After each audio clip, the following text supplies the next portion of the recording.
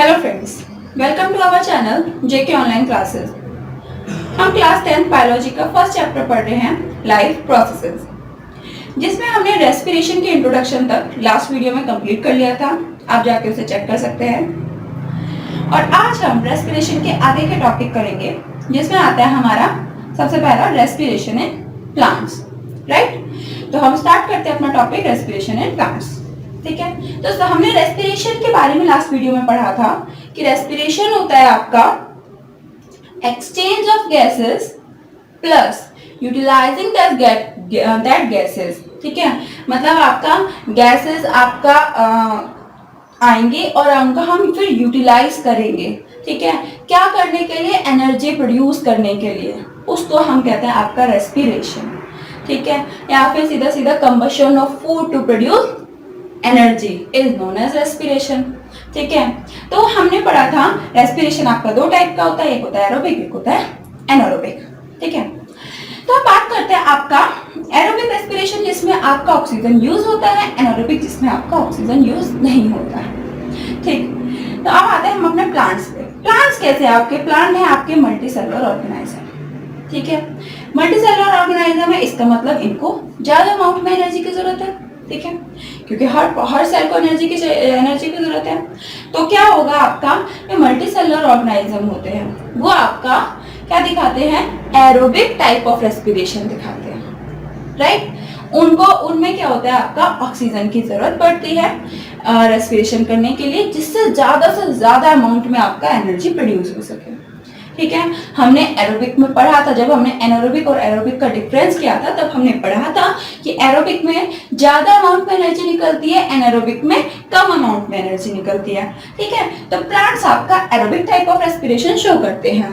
ठीक है, अब आते हैं हम प्लांट्स में कुछ पॉइंट्स लिखे हुए हैं रेस्पिरेशन के, उनके बारे में। ठीक है, कि प्लांट में किस तरह से रेस्पिरेशन होता है उसके बारे में कुछ पॉइंट है, तो हम इनको पढ़ते हैं। सबसे पहला पॉइंट लिखा हुआ है, all parts of plant perform respiration individually. हमारे जो प्लांट्स हैं उनमें कोई पर्टिकुलर सिस्टम नहीं है रेस्पिरेशन के लिए। ठीक है, उसमें उसका कोई सारा का सारा, यानी पूरा प्लांट का पार्ट एक रेस्पिरेशन यूनिट बन के काम कर रहा है, नहीं। प्लांट्स में हमारा अलग अलग पार्ट अलग अलग रेस्पिरेशन करता है। ठीक है, लीव्स अपना रेस्पिरेशन करेंगे, स्टेम अपना रेस्पिरेशन करेंगे, रूट अपना करेंगे। ठीक है, उसमें सब अपना अपना है। ठीक है, तो वहां पे हर पार्ट उसका रेस्पिरेशन करता है। देन सेकंड पॉइंट आता है, in plant during respiration there is a little transport of respiratory gases. ठीक है, from one part of the plant to other. अब डेफिनेट है, जब भाई लीफ अपना रेस्पिरेशन कर रहे हैं, आपका स्टेम अपना कर रहा है, रूट अपना कर रहा है, तो उनको ट्रांसपोर्ट ज्यादा करने की जरूरत ही नहीं है ना। उसको ये तो नहीं है कि मेरे को अब मेरे लीफ को भी भेजना है रेस्पायर करके, स्टेम को लीफ को भी भेजना है, या लीफ को रूट तक भेजना है, जरूरत ही नहीं है, क्योंकि वो अपना अपना कर रहे हैं रेस्पिरेशन।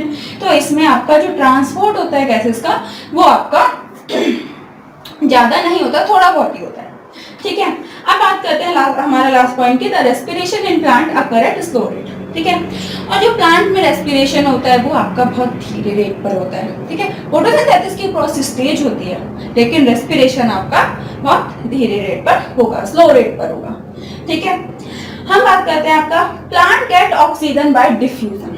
ठीक है, अब प्लांट में ऑक्सीजन जाती कैसे है अंदर, तो आपका सिंपल डिफ्यूजन के थ्रू प्लांट में ऑक्सीजन जाती है।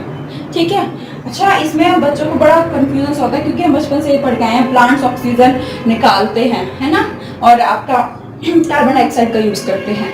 तो बेटा, वो जो प्रोसेस होती है वो सिर्फ और सिर्फ फोटोसिंथेसिस के टाइम पर होती है। ठीक है, और आपका प्लांट भी ऑक्सीजन यूज करते हैं। क्यों यूज करते हैं? क्योंकि प्लांट तो आपका लिविंग ऑर्गेनाइज्म है। ठीक है, प्लांट भी तो आपका लिविंग ऑर्गेनाइज्म है, और हर लिविंग ऑर्गेनाइज्म को एनर्जी की जरूरत है। एनर्जी की जरूरत है तो एनर्जी कब मिलेगी? आपका जब फूड का कंबशन होगा।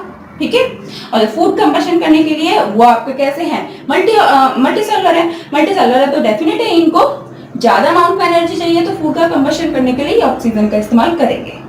ठीक है, बेसिकली जो इनका वेस्ट प्रोडक्ट है, इनके लिए ऑक्सीजन फोटोसिंथेसिस के टाइम पे जब इन्होंने खाना बनाया था उस टाइम पे इनके लिए वेस्ट था ऑक्सीजन, कि भाई हमें नहीं चाहिए ऑक्सीजन। लेकिन उस टाइम, उसके बाद में जब ये रेस्पिरेशन की प्रोसेस करते हैं तो ये अपने ही ऑक्सीजन को, जो इनका वेस्ट था, ठीक है, वो ही इस्तेमाल करके आपके रेस्पिरेशन की प्रोसेस करते हैं। राइट, ये अपना खाना भी खुद बनाते हैं, उससे वेस्ट प्रोडक्ट जो निकलता है उसका फिर दोबारा से यूटिलाइज भी कर लेते हैं, ठीक है। तो ह्यूमन ही है जो इनके आपका प्रोडक्ट के ऊपर निर्भर है, खाने के लिए भी, ऑक्सीजन के लिए भी, हर तरह से हम प्लांट के ऊपर निर्भर है, चाहे डायरेक्टली या इनडायरेक्टली पर निर्भर हैं, ठीक है। तो अब हम बात करते हैं आपका डिफ्यूजन। तो डिफ्यूजन के सिंपल डिफ्यूजन क्या है आपका, जब किसी पार्टिकल्स का आपका ये हमने मान लो हमारा यहाँ पे आपका पार्टिकल्स की मात्रा बहुत ज्यादा है, किसी की भी, कोई किसी भी चीज के पार्टिकल्स की, ठीक है। तो ये क्या होंगे आपका, जिधर की तरफ में कम है, अगर यहाँ पे कम दिख रही है मात्रा तो या फिर इधर कम है तो ये उधर की तरफ में भागने लगेंगे पार्टिकल्स, ठीक है। इसी को कहते हैं आपका डिफ्यूजन, राइट। यही है आपका diffusion. The movement of particle from high concentration to low concentration is not diffusion, ठीक है। तो इस प्रोसेस के थ्रू ही आपका ऑक्सीजन जो होती है प्लांट्स के अंदर एंटर करती है, ठीक है। अब हम पढ़ते हैं आपका प्लांट्स के अलग अलग पार्ट में कैसे कैसे रेस्पिरेशन होता है, ठीक है। तो हमें पढ़ना है डिफरेंट पार्ट से कैसे कैसे आपका रेस्पिरेशन होता है प्लांट्स में, ठीक है। तो पहला आपका रेस्पिरेशन इन रूट्स, ठीक है। रूट्स में कैसे कैसे रेस्पिरेशन होता है। तो रूट्स आपका एयर लेती कहाँ से होती है, जमीन के अंदर होती है। तो जमीन के अंदर जो सॉइल के पार्टिकल्स होते हैं उनके बीच में जो गैप होता है वहाँ पे एयर होती है, ठीक है। वो जो एयर होती है वहां से जो होते हैं आपका रूट ऑक्सीजन लेते हैं, ठीक है। रूट्स वहां से ऑक्सीजन लेती है आपका सिंपल डिफ्यूजन के थ्रू। बाहर ऑक्सीजन की मात्रा ज्यादा है, अंदर कम है, तो ऑक्सीजन बाहर से अंदर की तरफ में डिफ्यूज हो जाएगी, ठीक है। और आपका रूट्स इसी तरह से जब उन्होंने अंदर चला गया तो फिर प्रोडक्ट क्या बने, लास्ट में क्या बनेगा आपका कार्बन डाइऑक्साइड। एनर्जी के लिए तो मतलब एनर्जी बन गई, देन उसके साथ में क्या बनेगा, कार्बन डाइऑक्साइड बनेगी, ठीक है। तो कार्बन डाइऑक्साइड गैस आगा, गैस आपका क्या होगा, वही सिंपल आपका जैसे ऑक्सीजन अंदर आई थी डिफ्यूजन के थ्रू, क्योंकि बाहर उसकी मात्रा ज्यादा थी तो वो अंदर डिफ्यूज हो गई। अब सेम कार्बन डाइऑक्साइड अंदर बनी है तो अंदर मात्रा ज्यादा है तो वो बाहर डिफ्यूज हो जाएगी, ठीक है। तो इस तरह से आपका रेस्पिरेशन इन रूट्स होता है। आपका बेसिकली क्या होता है, रूट्स पे होते हैं आपके रूट हेयर, तो ये आपका एयर के कांटेक्ट में डायरेक्टली रहते हैं, ठीक है। तो इनमें आपका आराम से जो होती है एयर आपका डिफ्यूज हो जाती है, ठीक है। तो आपका डिफ्यूज होने के बाद में ऑक्सीजन अंदर चली जाएगी आपका और सिंपल रेस्पिरेशन की प्रोसेस होगी, ठीक है। देन आपका आता है रेस्पिरेशन इन स्टेम्स, ठीक है। रेस्पिरेशन इन स्टेम में अब आपका हमें पता है कि हमारे प्लांट, एक तो होते हैं प्लांट, ठीक है, हर्बेशियस प्लांट जिन्हें हर्ब्स कहते हैं हम, ठीक है। उनमें क्या होता है आपका कि पत्ती तो होती है ग्रीन, और उनके जो वो होता है स्टेम वाला हिस्सा भी होता है ना, वो भी ग्रीनिश होता है, ठीक है। तो उसमें आपका लीव्स में भी स्टोमेटा पाया जाता है और आपका जो स्टेम होता है उसमें भी स्टोमेटा पाया जाता है, जिसके थ्रू आपका स्टोमेटा हम पढ़ चुके हैं फोटोसिंथेसिस के टाइम पर, वो फोटोसिंथेसिस के टाइम पर हम पढ़ चुके हैं स्टोमेटा को। तो वहां पे हमने उसका स्ट्रक्चर पढ़ा था कि आपका स्टोमेटा जो होता है वो आपका ऐसे करके होता है ना, ये बीन शेप के जो सेल्स होते हैं, बीन शेप के साइड में गार्ड सेल लगे होते हैं, यहाँ पे पोर होता है, ठीक है। यहाँ पे आपका क्लोरोप्लास्ट होते हैं ये, ठीक है। तो यहाँ पे आपका ये बंद होते हैं तो आपका इसमें गैसेस की एंट्री बंद हो जाएगी, ये खुल जाएगा तो गैसेस एक्सचेंज होने लगेगी, ठीक है। तो फोटोसिंथेसिस के टाइम पे ये कार्बन डाइऑक्साइड अंदर ले रहे थे, ऑक्सीजन छोड़ रहे थे। जब रेस्पिरेशन करते हैं तो उस टाइम पे ऑक्सीजन अंदर लेते हैं, कार्बन डाइऑक्साइड गैस रिलीज कर देते हैं, ठीक है। तो आपका इनमें जो हर्बेशियस प्लांट होते हैं उनमें आपका स्टोमेटा पाया जाता है, ठीक है, स्टेम पर, राइट, जिससे आपका रेस्पिरेशन की प्रोसेस होती है, ठीक है। एंड देन आता है आपका लेकिन जो ट्रीज हैं जिनमें आपका वुडी और हार्ड स्टेम है, ठीक है, मोटा वाला जो तना है जिनका आपका ट्रंक है, उनमें क्या होता है, उनमें आपका स्टोमेटा नहीं पाया जाता, ठीक है। स्टोमेटा की जगह पे क्या पाए जाते हैं, उनमें लेंटिकल्स पाए जाते हैं। क्या पाया जाता है आपका, लेंटिकल्स, ठीक है। लेंटिकल्स आपका पोर्स हैं, यहाँ पे आपके पोर्स हैं जो आपका गैसेस को एक्सचेंज करने के लिए आपका स्पेस है, ठीक है। छोटे छोटे पोर्स पाए जाते हैं, हमारा जो बॉडी पार्ट है उसके ऊपर छोटे छोटे छेद पाए जाते हैं जो आपका गैसेस को अंदर बाहर करने में हेल्प करते हैं, ठीक है।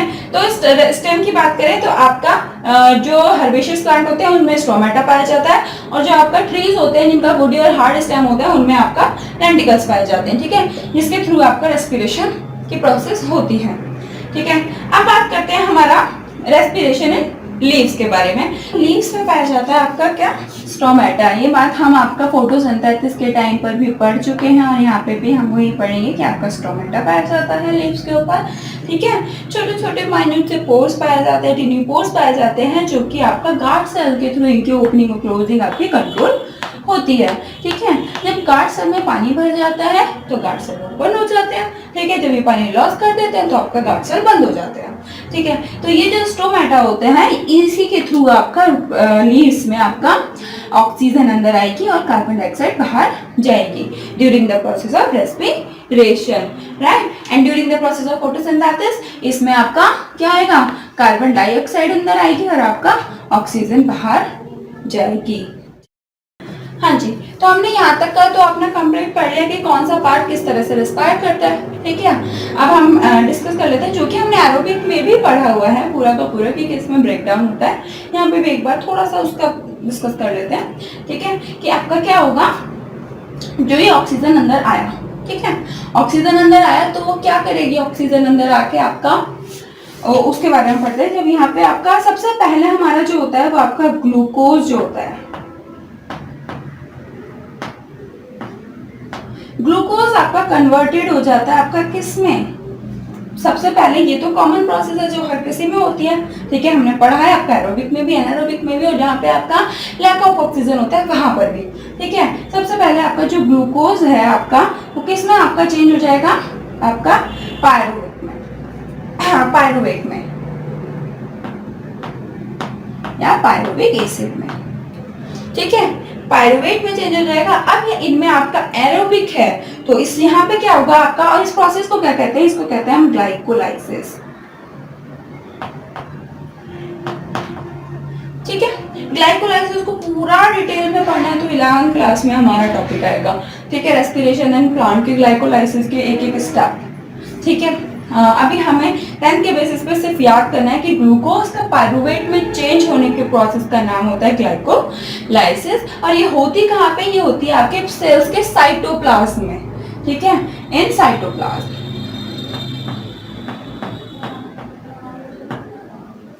राइट, ठीक है, तो ग्लूकोज आपका पायरुवेट में चेंज हो जाएगा by the process of glycolysis in cytoplasm.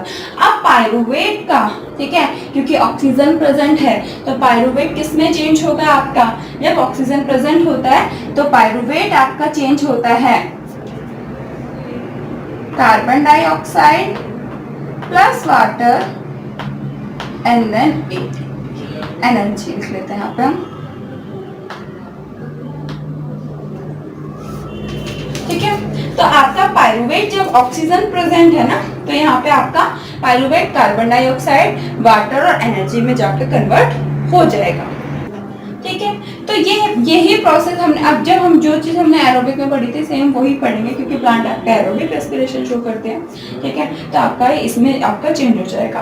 ठीक, तो ये आपके प्रोसेस आपका रेस्पिरेशन के थ्रू। तो अब हम बात करते हैं कि जो हमारा ड्यूरिंग डे टाइम क्या होता है। डे टाइम में क्या होता है, आपका रेस्पिरेशन और आपका फोटोसिंथेसिस दोनों हो रही होती है। तो जो आपका प्लांट जो होते हैं आपका ऑक्सीजन रिलीज करते हैं during the time of photosynthesis. ठीक है, ऑक्सीजन कार्बन डाइऑक्साइड लेते हैं, ठीक है, और आपका फोटोसिंथेसिस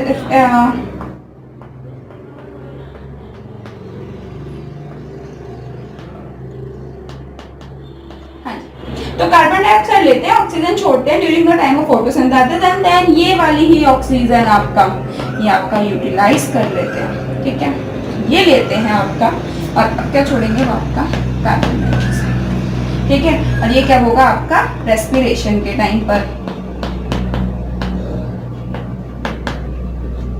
ठीक है, तो यहाँ पे हमारा जो ये है आपका कार्बन डाइऑक्साइड जो है वो आपका अच्छा, और यही वाली जो कार्बन डाइऑक्साइड है बेसिकली वो इसी को ही तो यूज कर ले रहे हैं अपना।